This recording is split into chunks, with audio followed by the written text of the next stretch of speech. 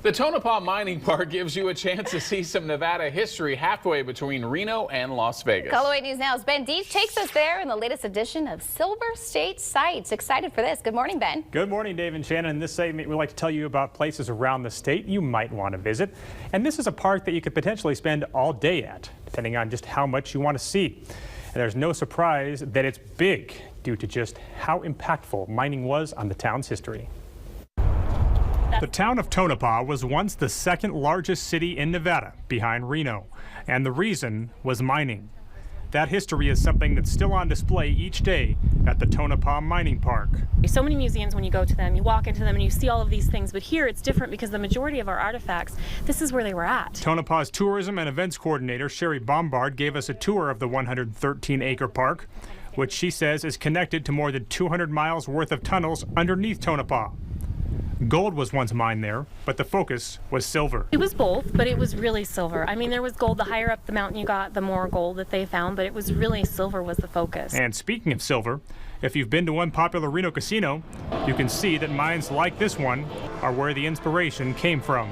First, you have the hoist house over here, where the cables are operated and where the mine is essentially controlled from. Then you have the head frame over on the left behind me over here. That's where the mine actually is, going deep down underground to pull up plenty of material. The ore taken out of the mine is taken on a cart to a sorting house that is roughly 100 yards away.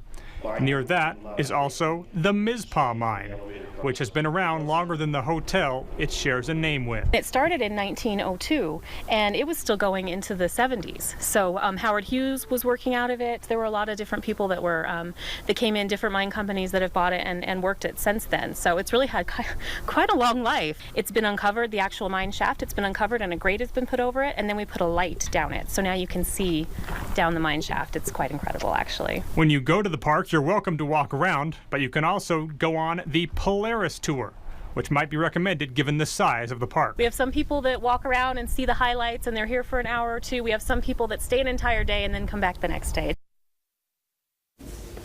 Now the park is open 7 days a week from 9 a.m. to 5 p.m. If you're heading south on US 95, just turn left at the road next to the Mizpah Hotel and head up the hill to the Visitors Center. I gotta say, when I was actually there for this, I was disappointed because I had to go shoot another story that I didn't get to spend more time because there was so much to see there and there's just so much ground to cover that you really could spend the entire day just checking out everything that there is there.